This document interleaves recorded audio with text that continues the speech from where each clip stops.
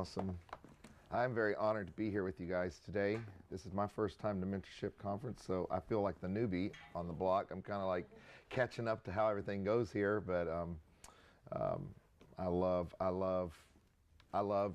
leading influencers and leading leaders and talking to mentors and iron sharpening iron. I love those kind of environments, and I feel like that's the kind of environment we're in this week. We're all here with open minds and open hearts, ready to let God kind of shake up our mentality a little bit, and maybe stretch us into some areas that maybe we're a little bit insecure with or uncomfortable with, maybe or unfamiliar with.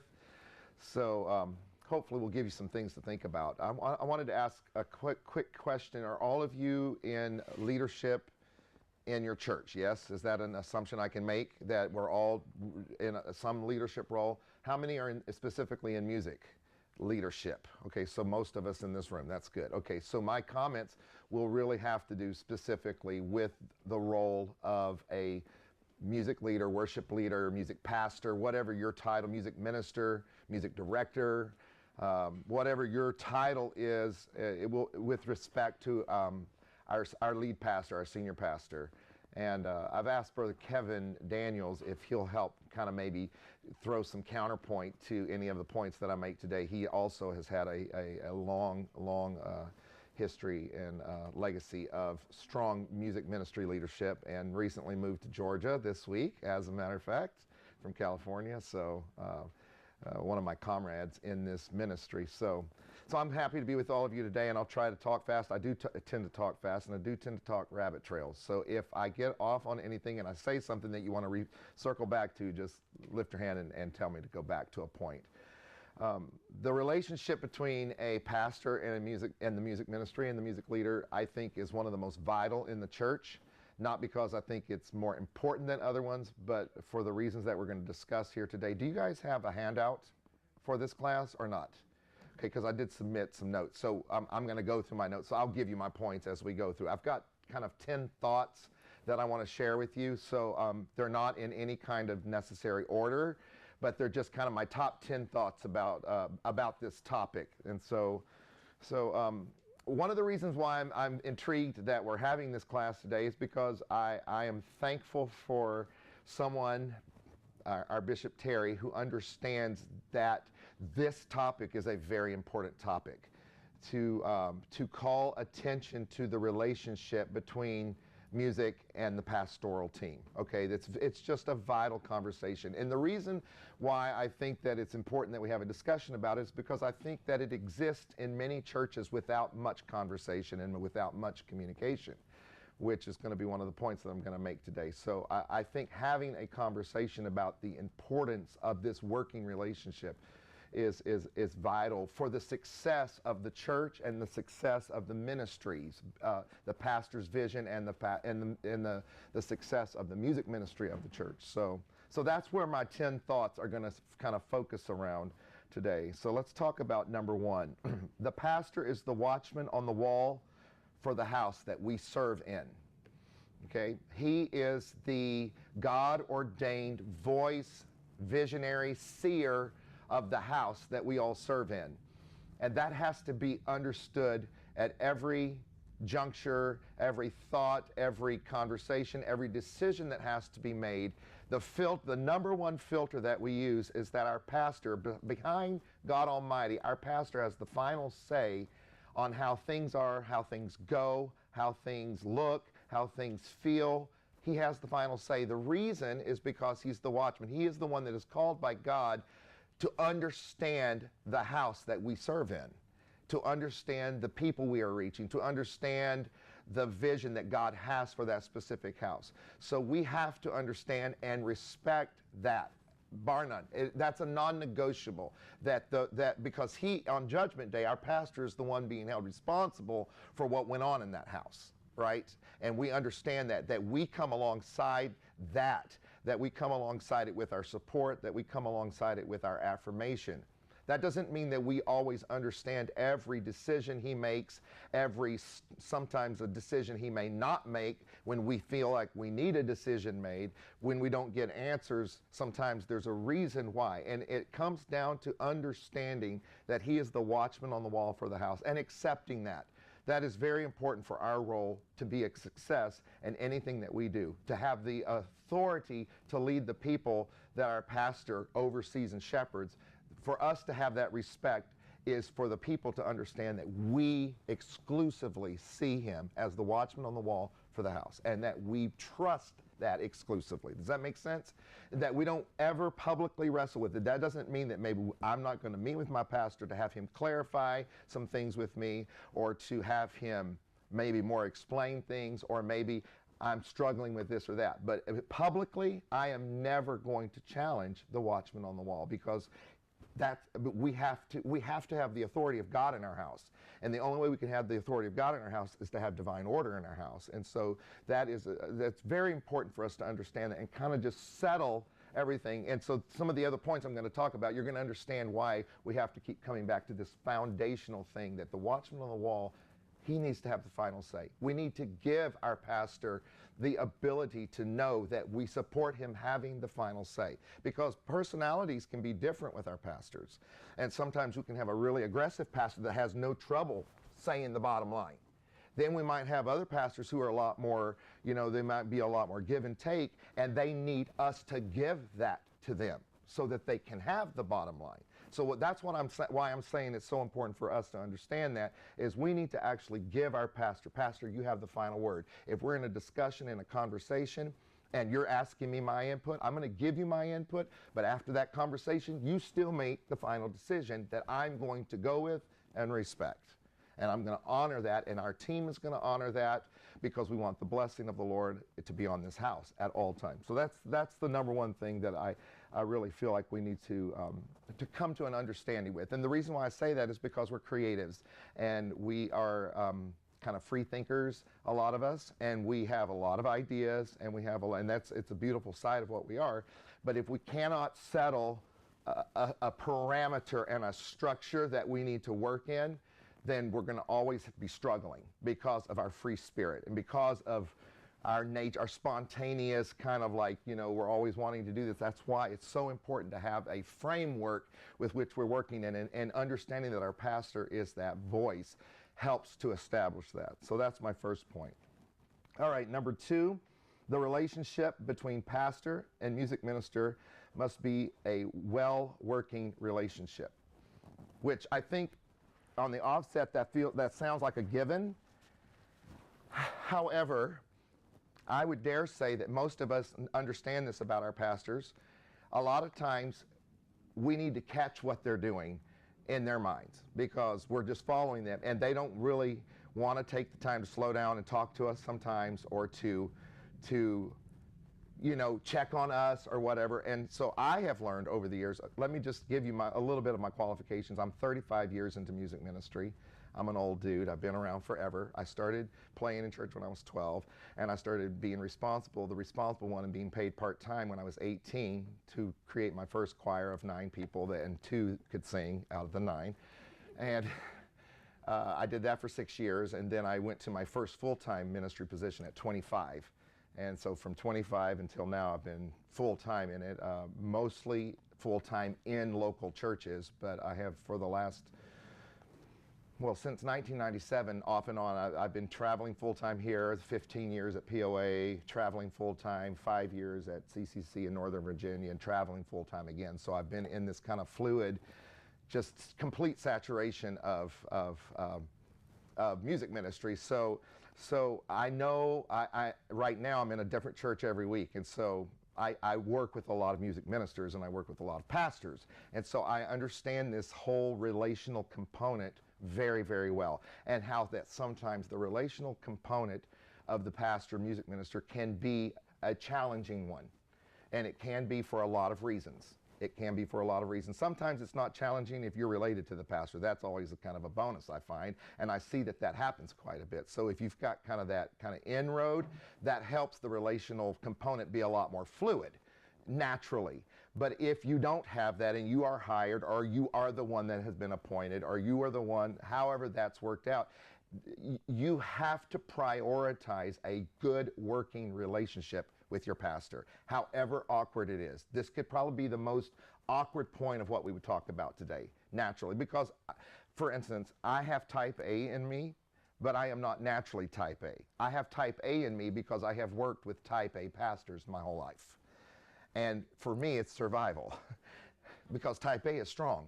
Strong, and that's why we have strong leaders. We have strong churches because we have strong men leading them. So I can't be my passive music, spontaneous, floating in the cloud self and be any worth to a type A pastor. I have to learn that my type A pastor needs a little aggression out of me once in a while, like a little bit of ownership and a little bit of lean in. Okay, so a lot of times this has to come down to me taking the responsibility also relationally to be like, hey, can I have a relationship with you? That doesn't mean I want to be his best buddy. I'm not suggesting that. What I'm suggesting is I need to know enough about you and you need to know enough about me that we can be comfortable in the same room together, because you cannot assume that will happen just because you're the person that's either hired or appointed to do the job. That does not naturally happen, folks, okay? And it's okay if it's that way, because that's kind of the normal way it is. Because we are creatives and our pastors a lot of times are not creatives. And that's two universes colliding. And it's a beautiful thing, and I'm going to talk about the tension of that collision. That needs to happen. It has to happen, because that's one of the important reasons we're there for our pastor, okay? So you have to be very intentional about getting a good working relationship. Not best buds. You don't have to need all of his time, because that's going to be a big thing, that if you're very needy, that's going to be a repulsion most of the time. Like, I don't need you to need me all the time. But that's not what I'm talking. I'm talking about a working relationship that gives you a way of clear, easy communication between the two of you. And that takes both of you working at that, okay? And I can talk a whole lot about that and don't have a lot of time, but I want to put that as an important tenet for us to think about in establishing this connection to our pastor. Let's go to point 3. One of the foundational purposes of the music minister is to help promote and give motion to the vision of the pastor. Let me say that one more time. That's a long one. One of the foundational purposes of the music minister is to help promote and give motion to the vision of the pastor. He has the vision as the watchman on the wall. Music is the universal language. It is many times the initial connect point for many people to our church and to our ministries and to who we are. And so really, if you ever get a sense that, I'm here as the musician, but I feel like my pastor's needing more out of me than just being the lead musician or the lead music person, it's coming out of this point. Really what our pastors need us to do is to help give voice and a way and an avenue for people to access what the vision and the purpose of our house is. And that's much bigger than music. That's why you have to be so directly identified with your pastor's heartbeat and with what he is about and what he is trying to achieve there locally in that place. And I'm going to talk about a few other things. So that I want to make that point, and then I want to move on, because we're going to break it down a little more. Number 4, the worship team is much of the main face of the church. The feel, the sound, the look, the face of the church. Okay, so this is one of the things that we help do, is we help reflect who and what our church is. What does our church sound like? What does heaven sound like in our church? Music is a vehicle to give the sound of heaven in the local church. Music is a vehicle to have a way to give to the feel of heaven in our church. Okay, so we have to understand whatever the pastor's burden and vision for our house is how, from a music standpoint, do we give voice to that? How do we look like how do we reflect what our church looks like? How do we reflect what our community looks like, which is what our church should be reflecting, right? So there's a big job that we have to do when we are building our team to see what we are doing to reflect who we are as a church. Does that make sense? So if you're a diverse church, is your team diverse? If you're a rural country church, are you doing anything, primarily, are you doing anything that challenges that or that reflects that? If you're an urban church, are you doing anything, how are you reflecting what you are on your team? Both physically, the way it sounds, the type of music you are doing. What are we doing musically that reflects what our pastor is, his burden is in his preaching his series, because that has a lot to do with a lot of things. Personality of our church. You know, what music reflects the personality of our church? What music reflects the current word that's going forth in our church? There's all these layers of filters in the way that we can think about what is our team doing right now that's reflecting what God is doing right now and looking like. And if our church is young, do we have young people on our team, or do we just have old people on our team? Does that make sense? We have to really find where the threshold is and constantly be balancing our team to that threshold, that overall threshold. And it's a constant work in progress. It's not something you ever fully settle. Okay, so that it's a tension. A lot of these points I'm presenting today are not like, oh, there's the one easy answer and that just solves. It really, what I'm trying to do is highlight the tensions that we all manage. Some things are there to be resolved problem-wise. Some tensions are there to be managed, to be dealt with. Because in the tension lies the energy source that is needed for what God is trying to do. Does that make sense? That's a really kind of like mystical thought, whatever, but it really does exist. This whole idea that there's all these seasons that the church goes through. There's the seasons, maybe our community is going through a transformation, and so how is our church changing according to that? So the point is, our team needs to reflect what that is and what God has us doing and what he has called us to as a church. It needs to be present on our team. The generations, the cultures, all of it, all the styles of music, the way that heaven sounds in our church is going to be how we sound. And so that has a lot to do with how we prepare our team. So number 4, the worship team is much of the main face of the church, the feel, the sound, the look, the face. All right, let's look at number 5. I'm going to present all of this out here, and then I'm going to hopefully give us a little time to have a conversation in questions and whatever. So I want to try to get all of my thoughts out real quick. Number 5, since the music and the worship team lends itself to the creatives in the church, they are able to find different ways to put language and energy to the vision. And I mentioned that a little bit earlier. Your pastor has more of a type A list, and this is what I want to do, and this is what I want to do. And we as the creatives are kind of the ones that are able to kind of, more from an artistic standpoint, understand what he is presenting and say, okay, how can now we take this and find songs and find ways, creative ways to express what that vision and what that heartbeat is. For instance, one of the reasons we sing first in church, I believe, one of the main reasons we sing first in church is because music has a way of working on the soil of people's hearts, right? It softens, it disarms. It takes people off of their edge, off of their fences and off of their defenses.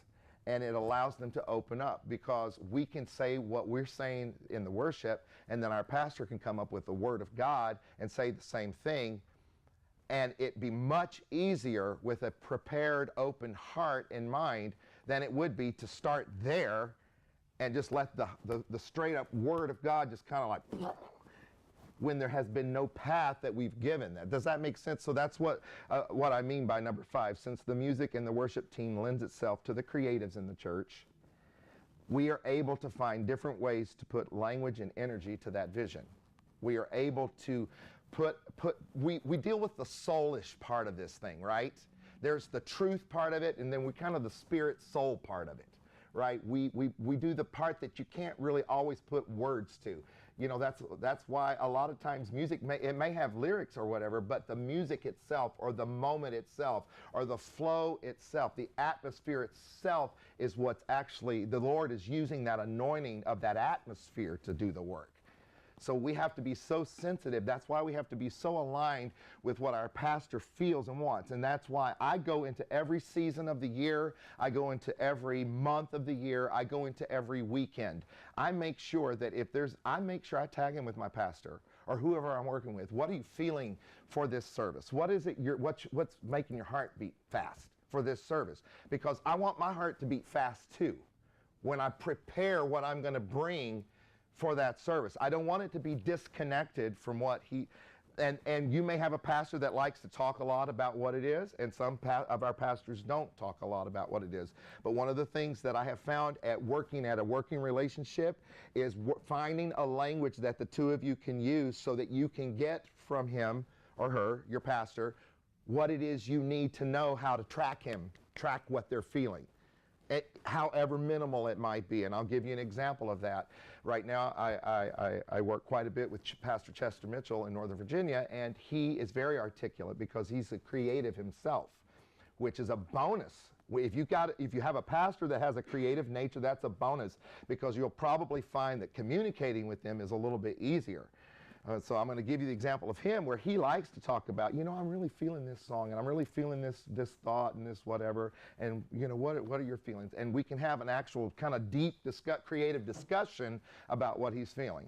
I'll contrast that with, I also work with Pastor Anthony Mangan at POA in Alexandria, who is very extremely type A and very much not creative at all. He loves creativity, but he himself is not the creative. And he's not going to use that language that I need, that fluid language that gives me everything I need to know. He's just going to be like, just, kind of flick his hand like this and give me one or two words. But I've learned whatever he does means, and what it is that because he does have things that he wants, right? So I've learned body language. I've learned all these ways to get into his head, even though it might be difficult. I've worked hard at that relationship with him so that when I get into service, I don't want him worried if I'm tracking him or not, or that I'm worried, can I track him? And he's worried if I'm tracking him and he's tracking me. And I don't want that I don't want any energy of the service to be going there. I want it to be going to our effort of the service, because we have full confidence between each other. So figure out how that works so that you can have that strong sense between each other that I'm the creative here that is giving expression and opening up this vision to many more people, to many more, the ability for people to access the vision, to access the burden, to access the move of God that's in our house right now, that the Lord has pointed us to. So that's the importance of my point number 5. Since the music and worship team lends itself to the creatives in the church, they are able to find different ways to put language and energy to the vision. Okay, so find the creatives in your church. Find your best creative thinkers. Collaborate. I am a collaboration person. Okay, you have to collaborate with trusted voices, but collaborate. Don't feel like you have to be the one coming up with all of the ideas. Get 2 or 3 people on your team that are thinkers. They have hearts for God. They have heart for music. They have heart for the arts, or whatever it is that their strength is creatively, and collaborate. When you get the burden of what your pastor is, bring that to your team. With whatever you feel like God is leading the team to do, get a consensus. One of the best things I've done as I've gotten older is I listen to people. I'm a really good listener, and I've got my radar out for people's, because there's a lot of smart people out and around, and if we give them a way to give voice, then that whole ability to just keep making the effect of what we do in church, the intentionality of what we do in church, toward who we are as a church, toward what God is doing in our church. We can do that, and I think the power of collaboration that's kind of a sidebar point, but music is kind of the ministry for creatives in our church. That's the main creative expression that most of our churches have. That I would say, that's the primary one. So really cultivate a way to attract your creatives to it. It would be my point there. All right, let's look at number 6 real quick. The pastor is human. He has strengths and weaknesses just like all humans. One of the greatest ways to serve him is to be an arm of mercy and grace to him. Okay, this is a huge, huge point. The Lord literally directly downloaded this to me. Just being very candid, trying to figure out how this all works. When you're dealing with really strong personalities, a lot of times you feel defeated or you feel like a failure at it. And sometimes in my creative self nature, I have a whole caustic, sarcastic, edgy side that I would dare say that's probably pretty resident in quite a few of us in this room. I would dare say that, if I know us pretty well. And what can happen is when it gets intense, that part of us gets triggered a lot. And that we get edgy and we get kind of defensive about our work and about our art and about our music and about our point. Because we feel like we work hard to get our point and make our point pure. And so what happens is some of the ways that our pastor can be sometimes can trigger that part of us. And one time the Lord literally spoke to me and said, you are the key to your pastor's success or failure in this church by the way you respond to him.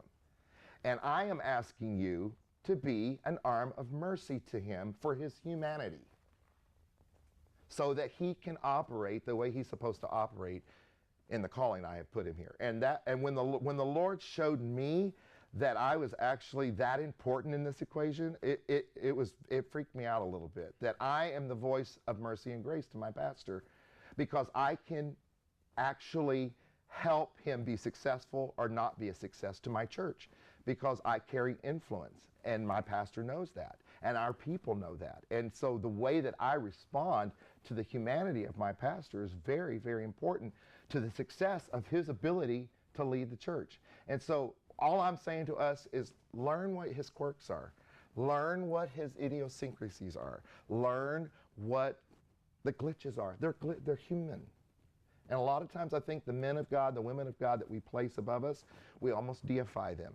And sometimes we get this kind of like, oh, you know, and so then we just internalize it, and that's where kind of the not so good stuff of us can start coming out. All right, so we have to give them that credit, that they're human and that it's going to be a challenge, okay? Because we're actually expecting them to do the same for us. And so I'm just saying we need to give that gift back to our pastors, because in doing that, it's going to help you stay centered in the point of what you're trying to do and of what you're trying to accomplish in your responsibility. The pastor is human. He has strengths and weaknesses just like all humans. One of the greatest ways to serve him is to be an arm of mercy and grace to him. Okay, and number 7 kind of piggybacks on this, and it just kind of talks about it a little further. Understanding the pastor's personality, preferences, and quirks is everything to having a successful ministry with him. His personality, his preferences, his quirks. Those are important things about working with him, okay? If you want longevity, if you want energy and a move behind what's happening in your church and feeling like you're synced up, figure out his personality, figure out his preferences, figure out his quirks. And not that everything we decide to do just caters to that, but it's in the mix of how we process who and what we do and how we use. If he's got a quirk about your favorite lead singer, and he's fine with you using them occasionally, like I'm giving a real example of something I can think of, and I'm all into just developing this great new worship leader and whatever, but my pastor has a quirk about his voice. Like, his voice drives me nuts. Why do you keep using him every Sunday? I don't mind you using him, but don't use him every Sunday. Well, if I stand firm on my belief that I got to mentor this kid and get him up there, but I've got a pastor who's like, why do I want to stress him out? That's a quirk that he's got. I like the guy. He doesn't care for his voice. Okay, so I'm going to understand that and work around that. You know, Pastor Anthony's favorite group is the Oak Ridge Boys. Okay? Kill me now. Like, literally. Like, what? Thank God, he's amazing enough to go, you know what? If it was Oak Ridge Boys every Sunday here, this wouldn't be, POA would not be what it is, you know. And so his deal is he works with me, but I know every so often, I'm not going to do necessarily Oak Ridge Boys, but I'm going to do something that leans over there, kind of that folky Southern something. That's going to scratch the itch of my pastor a little bit and put him in a happy place, because if my pastor's in a happy place, I'm happy. My life is so peaceful because he's happy. That's what I mean by quirk and personality. You've got to know what that is. You know, if he doesn't like dead space in between segments of the service, get your act together and quit flopping around, taking 2 minutes to get the next thing started. That's a quirk of his. Okay, honor it. Get yourself together. It's those kind of things you want to learn what they are. A lot of them could be internal things, like how he likes to do meetings, how he likes to meet, how he likes to communicate to you. Learn all that language. Learn it and just work with it. Yes, you can help maybe progress him and bring him along, but don't make that your primary thing to change him, is what I'm saying. That's not really, I'm not taking all of that on, okay? I'm not going to change my pastor and make him woke, or whatever our words are today that we use. I'm not trying to do all of that, okay? I'm trying to serve him, okay? And so most of what I'm going to do is I'm going to figure out what he likes, what he doesn't like, and I'm going to work with that. That's going to be a part of how I decide how I lead my team, how I pick my songs, how I flow the stuff out. You know, if he has a thing about, you know what, don't rehearse every week. Don't wear my people out. Don't wear the people out. Then I'm not going to be on my, we got to rehearse, we got to have it perfect all the time, and I'm not going to ever give anybody a break. If he wants people to have a break, they're going to have a break. He's the watchman on the wall. I'm going to respect that, okay? So understanding the pastor's personality, preferences, quirks is everything to having a successful ministry with him. Number 8, use the pastor's language with the team and with the church. Establish language. Have language. I know when I'm at CCC what the CCC language is. When I'm at POA, I know what that language is. I travel full time. When I go into a new church, I can guarantee you I've been here for 4 days here at Solid Rock. My ears and my eyes are wide open and listening to what's Solid Rock's language. I want to learn the language of the local house. I want to get in because language is so important. The fluidity of everybody speaking the same language, getting your people on the same page. That's how you build trust relationships with people, is knowing that they're on the same page, but you have to have a language to share that with.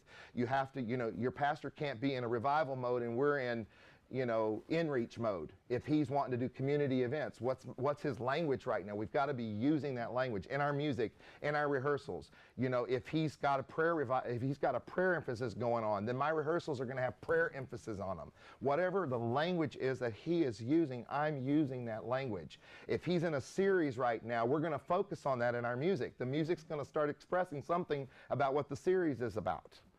Okay, language. Language is very, very important. If he has a certain thing that is, whatever, this service is our gift to you. Like, that's one of our lines at CCC. So every service is a gift to the people that come to it, the seekers, the souls that are coming in. So how can I tailor that service to be a gift to that person? Okay, that's language. You want to learn the language, establish language. All right, very, very important. Number 9, work toward a relationship that has strong communication. I've actually kind of covered that one already. Do the hard work. Communicate, communicate, communicate. That doesn't mean you need lunch every other day or need to text every day and bug. I don't mean that. Strong communication. Just have clear, strong communication. When you walk away from a conversation, do you have everything you need to do your job? That's what I mean by clear communication. Ask good questions.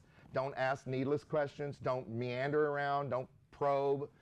Don't put him or her in an awkward position to have to not tell you something. Just strong communication that gets you the information you need and that connects you to him or her the way that you need to be connected. Number 10, debrief with your pastor. After Sundays, after special events, debrief. Look at what your work has done. Good, bad, and ugly. What were the wins? What were the challenges? Next time, are we doing it again? How can we do it better? And have those conversations often with him. Get his sense on how it went. Let him get your sense on how it went so that you can assess your journey together and how you're doing. And probably once a year, look back over the year and say, did we meet some goals this year? You know, and I'm not real ABC task oriented like that as far as like number, I checked it all off, but I am in the way that I do it. Like I'm looking at this year going, what is it I'm trying to get done this year? Look back every so often, look back and say, okay, how are we doing? And make sure that you're both tracking each other and that the team is coming along tracking with that. So it's very, very important. We do not debrief enough. And one of the reasons for debrief is celebration. Because sometimes we don't even celebrate our work. We don't say, well, that was great, hallelujah, amazing Sunday, okay, boom, boom, boom, got revival, so who can't even think about that? Sometimes you need to pause and stop and say, wait, what was really amazing about what just happened? And we need to tap into that and bring it forward, those kind of things. That's what debriefing can really help you do. It can help you really analyze your work in a good and a challenging way. So those are 10 points. I have them here. I actually turned them into somebody, and maybe we could get somebody to print the copies off, or? Yes, I was actually working on that a few minutes ago. Okay. We are going to put it on the website. Perfect. So people who all want it, it's on the very good. So on the site now. okay, those 10 points are that's what's on the page, so you'll have that.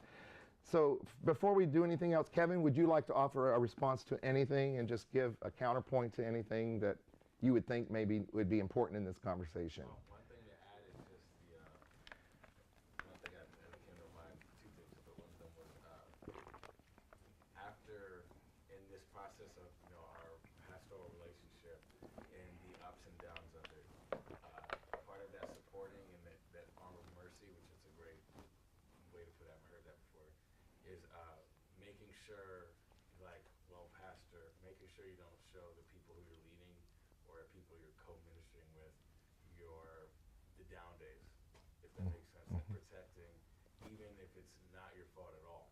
Right. And I'm still protecting, because that goes back, because you have so much power, so much influence, and on your pastor's not greatest day, or maybe even your not greatest day, and everything is just sour, you still have to kind of uphold that shield for your pastor. It's a protection, right? Very important.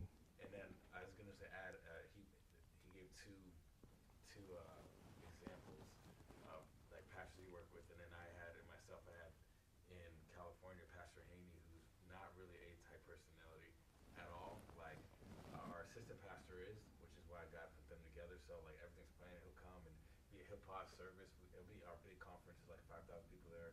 If he's not sure if it's a he'll pause service, then it'll be like 3 minutes of silence.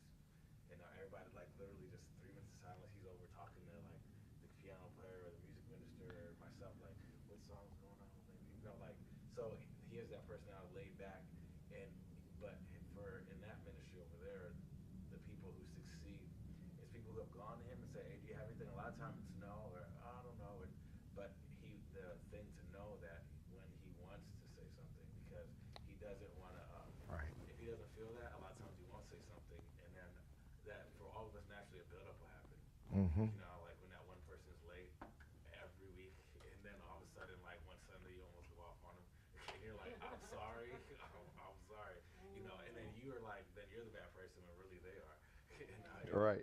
But so it's making because some pastors, they don't maybe have opinions, and sometimes, so then you think, I asked them twice, they didn't say anything, but it's just that, and how's it going, everything like that. And so that they know, and I always try to make myself say, like, does Pastor Haney know that anytime at any service or anytime during the week, if he has something he wants to say to me, does he know that my spirit right. is the place where I can receive? That's right. So. It's nuance, I think, is the word that comes to mind. You have to learn nuance. If you're getting a certain vibe or if you're giving off a certain vibe, you have to be so aware, like, what's going on here? Because I don't ever want my pastor to think he's got to step on eggshells around me, or he can't really express what he wants to say, or that I'm not giving him a way to say it. And if I'm feeling something, maybe I go and say it for him. Hey, are you feeling whatever? And say it for him maybe, because if he is, and then he gets the confidence, okay, or then I can address it. Because sometimes he's not going to just be bombastic like that. Then that's true.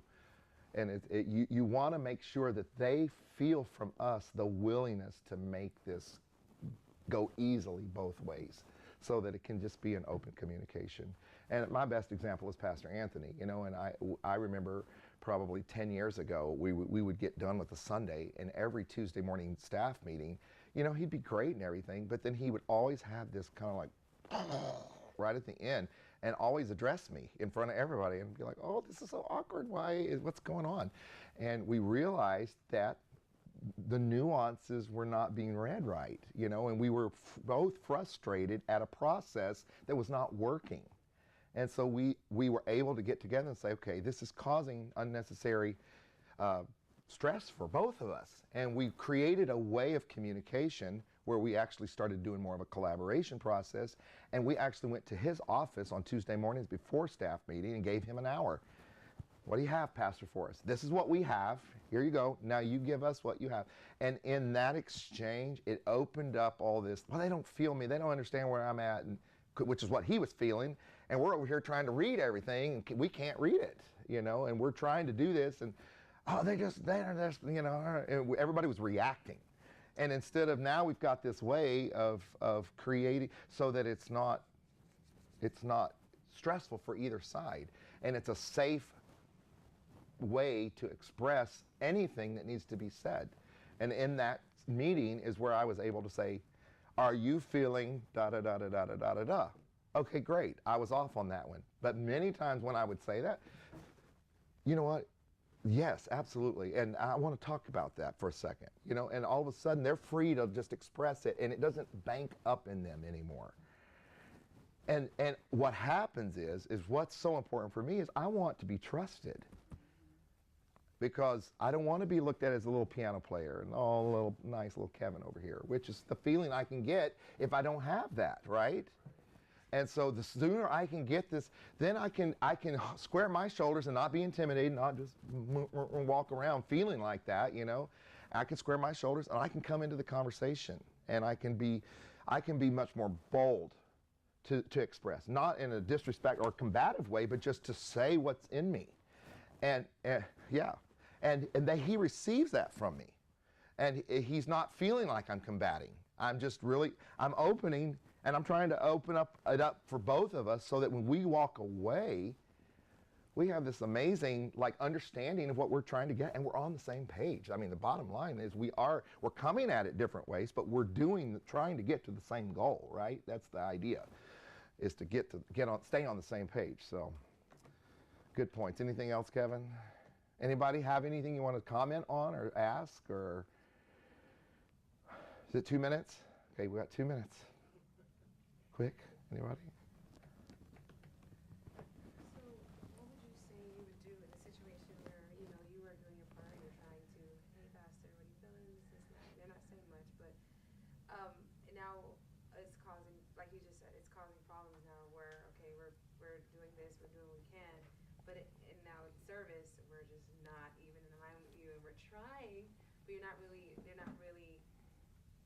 I don't want to say cooperating, but it's not a smooth process, it's just not happening. Mm-hmm. Like, what would you do in that situation? It's a long-term commitment to really be like, okay, what is a good, here's what I've done, because I've been in that situation. Can we get good default language?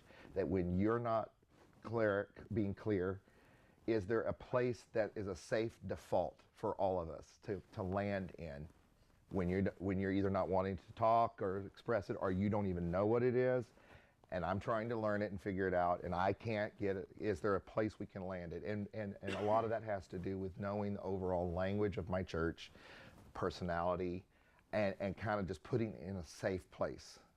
Like, okay, and it's like, you know, maybe I'm going to use his favorite lead singer, you know, or his favorite song, or something like that, where I'm going to put something in that moment that's going to help maybe build a bridge that needs to be built from a musical standpoint until I can get it figured out. And a continual effort of just trying to, you know, you can't harass, because harassing only shuts your pastor down. Do not harass. Just personal experience here, you know, don't harass. You know, be very understated and but be consistent, and try not to be emotional about it. That's a big thing for us, is not to personalize everything. Because I know that it's our art, it's our music, it's so close to who we are, our essence, right? It's our essence. And so the first reaction for us is to take it, to personalize. It's not. It is not personal. They don't think of us that deeply. Like, they love us, but they're not thinking that deep about it. Okay? Just to be very brutal about it, they're not thinking that deep. Okay? So don't make it personal, because if you can keep it out of the emotional realm, then you can kind of stay at it a little longer as far as trying to come to a resolve and an understanding, and you know, to where it flows well. You know, prep preparation's a big deal. And if you can keep that part of it real consistent too, where you're constantly prepping and, you know, just trying to stay ahead of the curves, you know, and sometimes you have to help them do that. You know, like I mean, I've helped my pastors so much of the time. Like they have to step up to this process, something they don't want to do, but they see the good of the whole. So like, I'm going to submit to this as well. So. Just tag on to that. Like 99 out of 100 times, pastors don't know the solution. They just know, like they can't articulate. They just know whatever you did Yes. is working. Right. So that's the frustration part for us. Right. That's where you can't personalize that. Is that, yeah. It's like you have to do process of elimination. Okay, that wasn't it. Okay. So, but don't just keep insisting because this is what I do. This is what we do. No, actually, we're not going to do that anymore. You know, you have to and you have to constantly go back to the drawing board and say, okay, redirect, refigure, reconform, like until you find it. You know. What I do sometimes is I watch my pastor while we're on Sunday mornings and during worship service.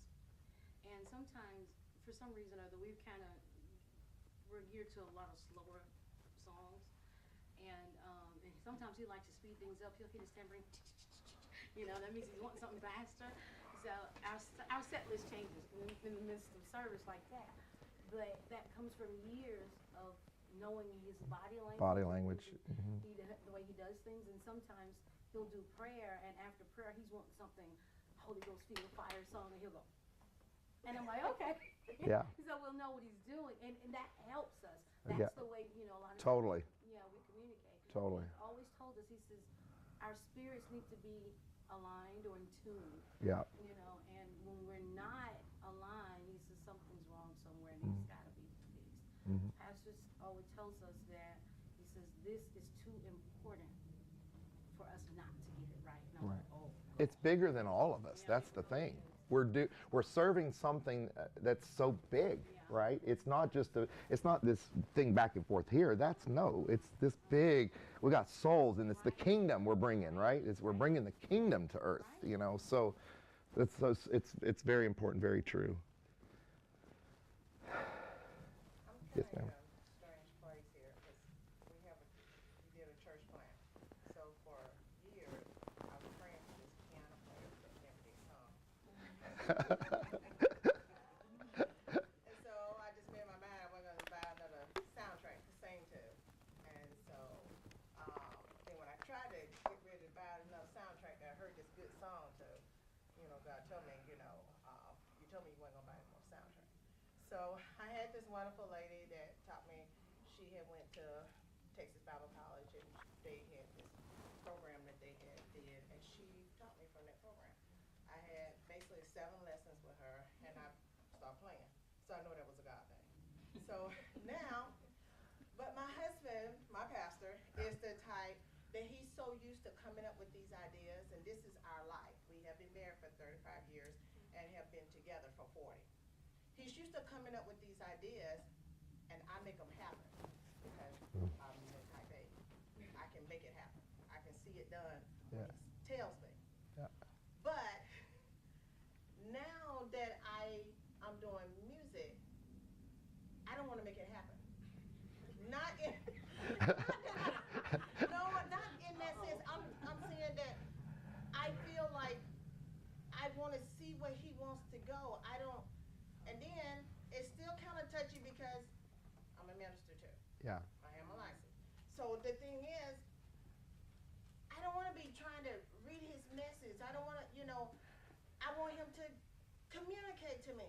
Well, he's not used to doing that. He wants me to give me these one-liners, make it happen. Yeah. And get that smirk off. No, this is a very unique situation on many levels right here. I mean, I'm like, I'm crazy in the head because I'm wanting him to. Yeah. That's a whole new level of communication y'all have not established between you, it sounds like. Yeah, and it's like, Yeah. I'm thinking, I know I've been going through this for all these years, but Yeah. I'm like in a different place You're right. here now. Right. So I kind of want you to communicate to me different, and he's not doing that. Sounds like he needs some help with that process. You know, and because I told him, I said, you know, I'm willing to accept this is where I'm at as far as music is concerned. Yeah. You know. He knows your parameters. Yeah. And so, but it just seems like we're still not there. Yeah. And I'm not sure what I need to do. We probably need a whole nother meeting. Yeah, that's a little beyond just, yeah, that's, It's strange because I feel like I'm in a different place. yeah. You know, it's not that we don't get along. It's just No, I yeah. still feel like we probably could connect it better, and I'm not there. Yeah. I'm just not there. I'm open to, you know. Anybody got any thoughts? That's bad if you don't even have thoughts. Oh. When you become involved with music, and sometimes it can consume you. I've learned that in when I used to play, I'm directing now, when I used to play, music can consume you. And that would be your focus, especially if you're learning and you're trying to get songs for your praise and worship team, for services and things. And it can really take you a lot of time. Yeah. And when you have many hats as a pastor's wife, Yeah. as a wife, as a mother, you know, as mother of the church, you have tons of hats. I would say, see if you can get Kevin to come to Newton on some Sundays. And then that way, you know, it can free you to be there, because Brother Stewart, I believe it was this morning, was talking about those different crosses, you know, aligning with God, leadership, relationships. See, you've got 1,000 things going,